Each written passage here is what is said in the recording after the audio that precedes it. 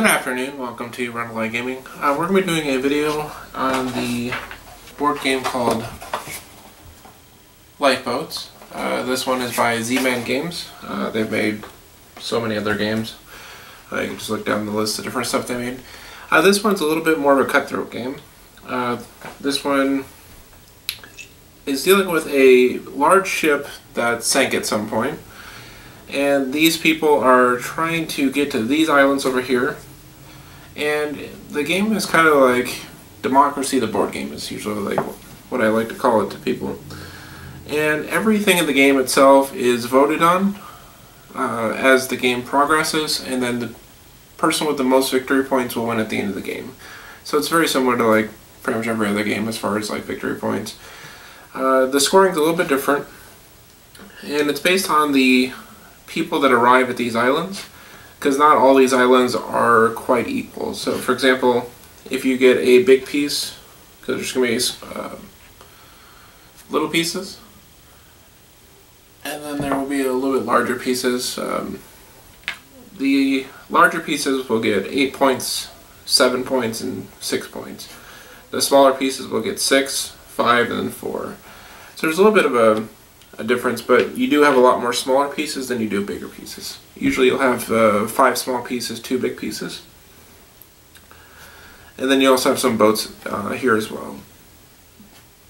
And then you'll also have different cards in your hand, which is mostly used for voting purposes.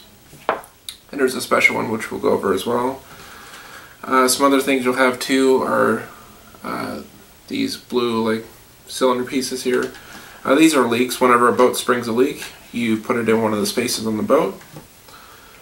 And then these little wooden marker things here, these are for just, usually what we use them for is marking which boat arrived first to the islands here. It kind of helps with like tiebreakers and such. So at the start of the game, you're going to be giving an entire hand of these. So you'll have 3 of these, 1 of these for each color, and then 1 additional one for the black card, which is mostly just to represent the black boat. So right now we only have a 3-player game, so you'll have 7 cards total. And each player is going to have that. And then you'll be handed a color. So let's say if you're handed all the orange people and the orange boat, the first player is going to take the black boat as well as their color and their boat. Now at the beginning of the game here, and this is also, it looks kind of like a hockey puck almost. You can take this, give it to the person that's first player. So let's say that I am orange, and so I'll take the orange boat and black boat. Now at this point, everyone's going to go around the table to place the different boats here. And as you can see, there are 4 spaces here. There's this row, this row, this row, this row. And you're going to pretty much put it into one of these little spaces. So if it moves 3 times, it'll hit the island. Once you hit the island, those people in that boat will score. And we're going to set all these leaks here to the side.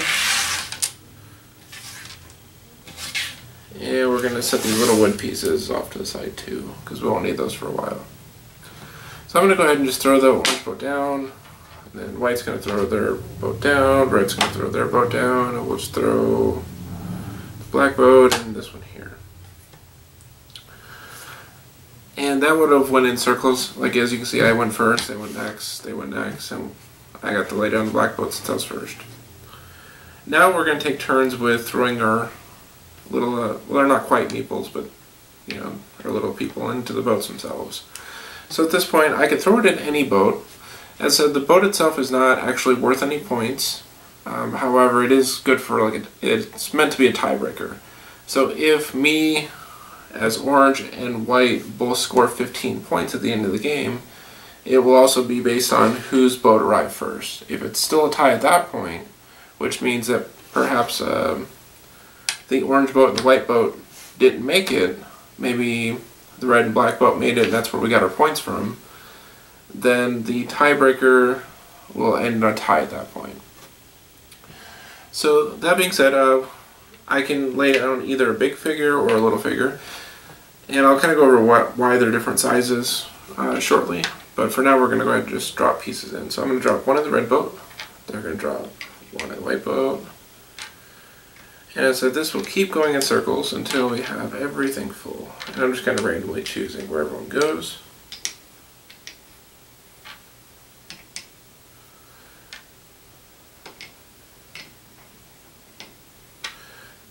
Drop one there, we'll drop one there, we'll drop one here. We'll drop one here.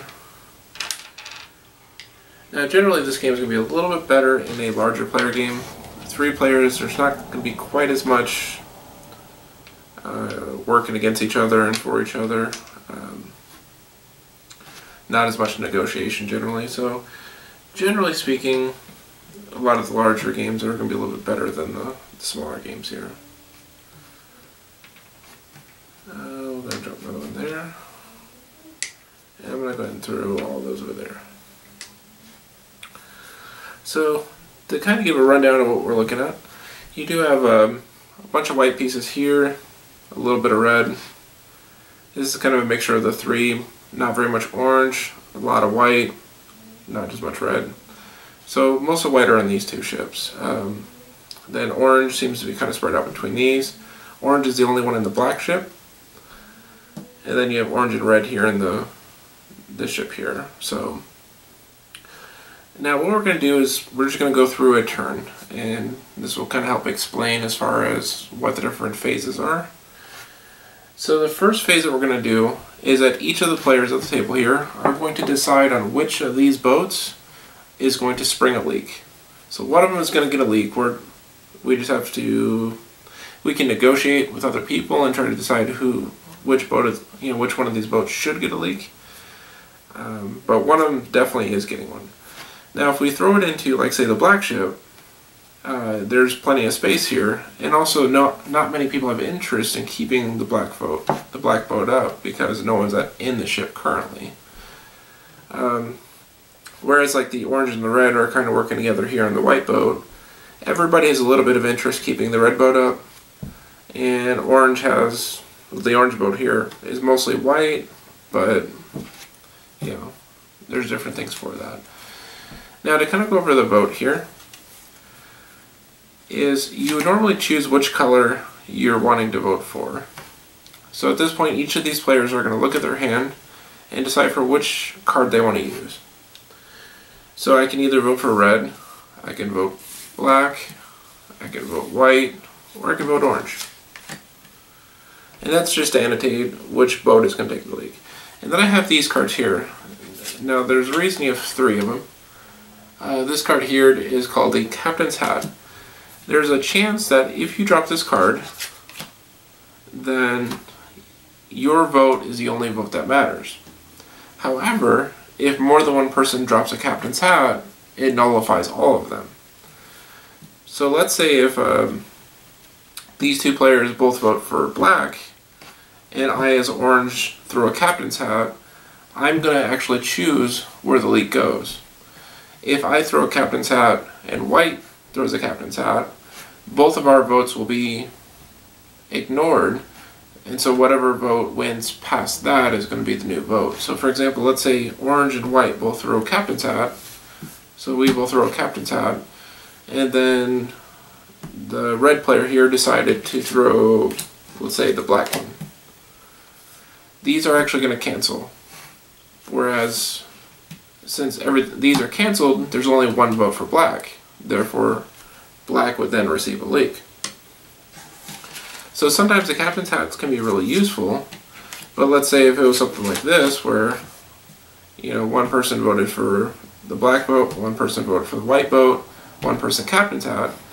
Normally speaking, this would be a tie between these 2, and however, the Captain's Hat will trump all that. Let's say though, no one threw a Captain's Hat.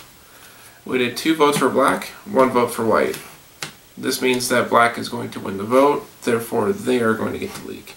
And again, there's a lot of negotiation in this game. You can talk as openly as you want with everybody, or you can just ignore everybody, but you don't have to follow through with anything.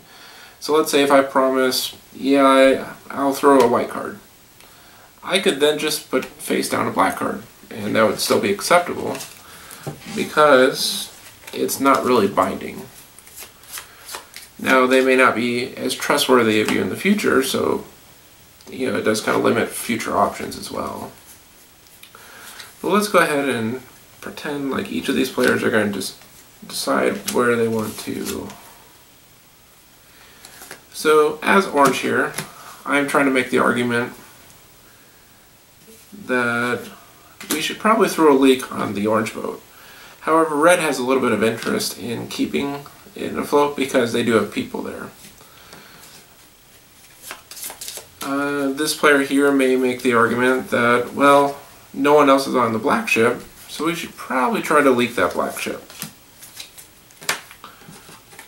And this person really doesn't say anything. They're just, okay, you know, let's go ahead and see which one we can throw a leak on. So at this point, everyone will reveal once everyone has their card face down. At this point, there are 2 votes for black. There's 1 vote for orange. This will go into one of the spaces on the black ship, just to symbolize that there is 1 leak currently on this ship. And then at that point, this particular phase would normally end. However, we're going to use another example. Let's say, however, against a couple people's better interests, let's say they threw this leak on the white boat. As you can see, there are no spaces for the leak, so you're actually going to have to decipher where this leak's going to go. At this point, the players are now going to make a vote on who. We're actually going to switch around a couple pawns here just to make things a little more interesting. So I moved a little guy over here just to give an even vote. But at this point, you're going to have orange and you're going to have red. They're the only 2 that vote on who gets thrown from this boat, because at this point they decide who makes the vote. Orange has 1 big piece and 2 small pieces. Red has 1 big piece, 2 small pieces. So red's over here.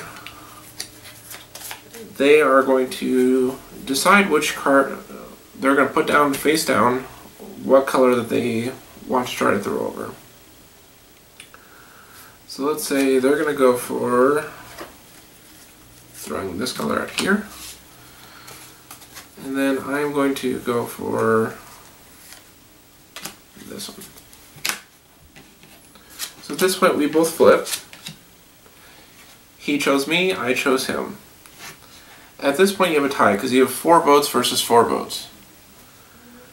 So how ties work in this game is that whoever has the hockey puck here as the first player gets to break any ties. So at this point, let's say if I as a orange here was currently the first player, I could choose which of these 2 that tied is going to be the one that gets voted on. In this case, of course, I would choose for the red to get thrown over because it benefits me more to do that. So I would choose the red player. The red player will then choose which one of their figures gets thrown out. You would normally have to throw out your little guy first, and then you just throw him into the box because he's at that point eliminated. Let's say though the first player was on this neutral player. We have white here. They're not actually voting on anything. They still get a say even though they're not part of this one. So let's say me and him tied. The tie is still broken up by the person that's not even involved in this. But because there's a tie, he can actually say which of these 2 are going to be the tiebreaker. So in this case, white is actually beneficial to kind of win over for this vote if able. You could make a future obligation to him and say, well, in the future, you know, I could do something for you if something were to occur. And again, it won't be binding, but it is something that you could do. But let's say, let's say we went with the original, and black is the one that took the leak here. At this point, one of the lifeboats now move. and I'll take my first player back for now. Each player now chooses which ship is going to move up one space. So let's say we have white over here. They have a lot of interest in moving this boat. And then red has a lot of interest in moving this boat. And then I, as orange, could probably either talk it out or kind of work with someone else on it. I'm going to go with this one. They reveal orange, then white, white. In this case, there's 2 votes for white, 1 vote for orange. The white boat will now move up.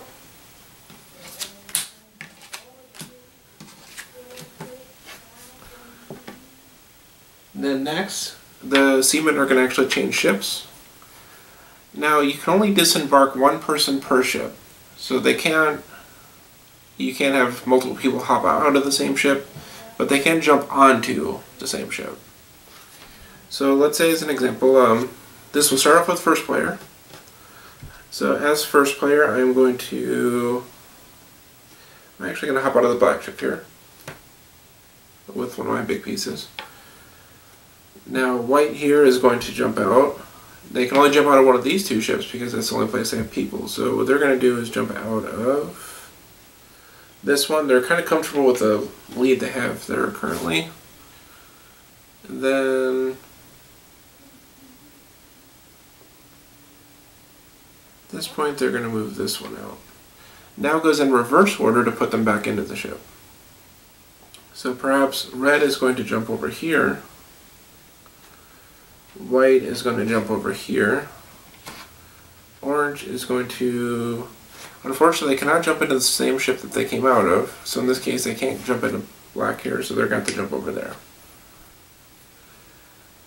So now, as you can see, the votes are going to start to change really quickly because before, orange didn't really have any votes over here, but now they do.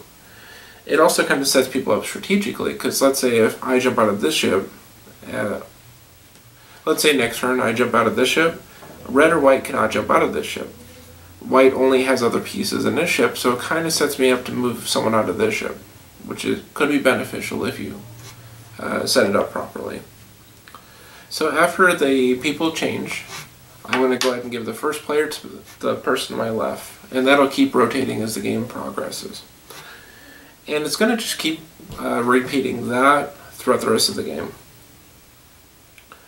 So if you understand that first round, it pretty much just keeps doing that. Now we're going to go over some of the specifics on a couple other small rules. So as we mentioned, we kind of went over the captain's hat, the different voting process, and you just keep doing that voting process over and over. Now, in order to sink a boat, you need to have more leaks than you have people at the end of any phase. Because, like, let's say right now, this one has 3 leaks in it. It's not more leaks than people. It's currently equal to. So this one's fine right now. However, if it took another leak, it's going to throw someone out. There will be 4 leaks and 2 meeples, therefore there's more leaks than there are meeples. Or let's say if I were to hop out of my ship here, and then let's say white hopped out of this one, red hopped out of this one. This could also lead into eventually having fewer meeples than floods. Because something that does happen when people do change ships is that if there's no space for you to go into, you cannot hop into the ship you came from. So let's say with this particular scenario, red were to move to the red boat, white were to move to the orange boat. Orange cannot actually jump into any of these ships because there's no space for him. He's actually now swimming with the sharks. So therefore he's removed from the game. At this point you have 2 meeples, you have 3 holes here. This ship is also removed from the game with all the stuff in it. Everybody in there has went away as well. At that point, that's what's going to keep cutting down the number of ships. Now, as I mentioned, if the ship moves, they move again, they move again. Once they get there, they are considered to have arrived at the island and scored. Usually I just move the thing up here onto the island just to make things easier. Then we can count it at the end of the game rather than during the game. But I usually just go ahead and move up there for the time being. And as I mentioned, each of these islands are going to be worth a different amount of points. So sometimes getting your meeples to a green island here are going to be a lot more beneficial to you than, say, this island here, which doesn't give you quite as many points. But sometimes any kind of points are better than no points, so it really depends on the scenario.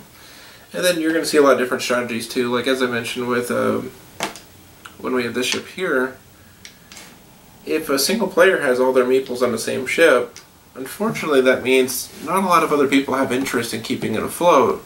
So it tends to usually spring a lot of additional leaks because, you know, we don't really have any interest in keeping it, whereas we have a lot more interest in keeping these other ships up.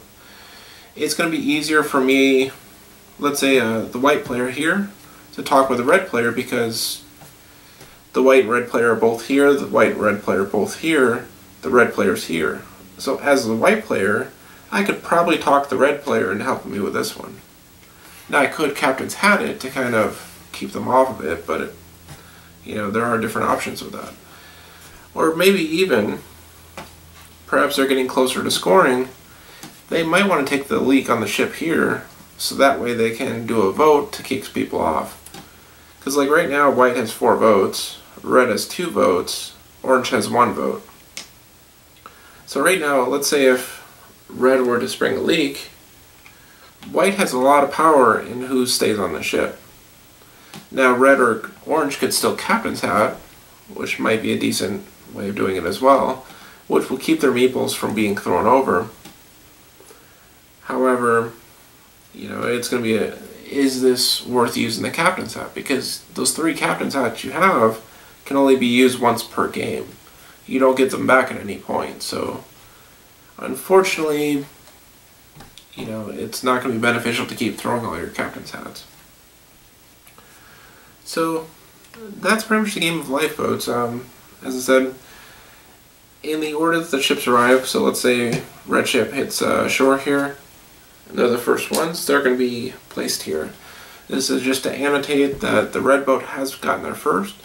If there is a tie later, point-wise, this kind of helps break the ties. Because let's say the orange ship made it next, and then the white ship made it 4th, because black ship got there first. Then you can see, like, in the order here, the red boat was first, orange second, so let's say they both tied for 20 points.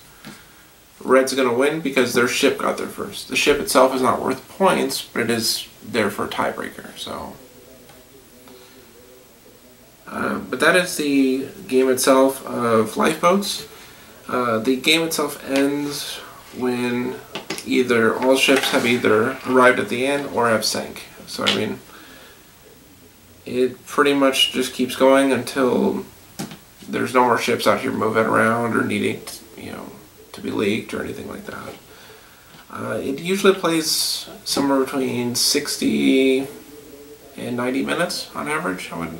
It depends on how much negotiation goes on. In really big negotiation games, there can be a lot more negotiation and it takes a little bit longer. If there's not as much negotiation, it can go pretty quickly. So it depends on the group pretty much. Otherwise, this will be the game of Lifeboats. We should have more games posted next week. Watch for those if you enjoyed this video. Thank you for watching Rundlii Gaming, and you have a good day.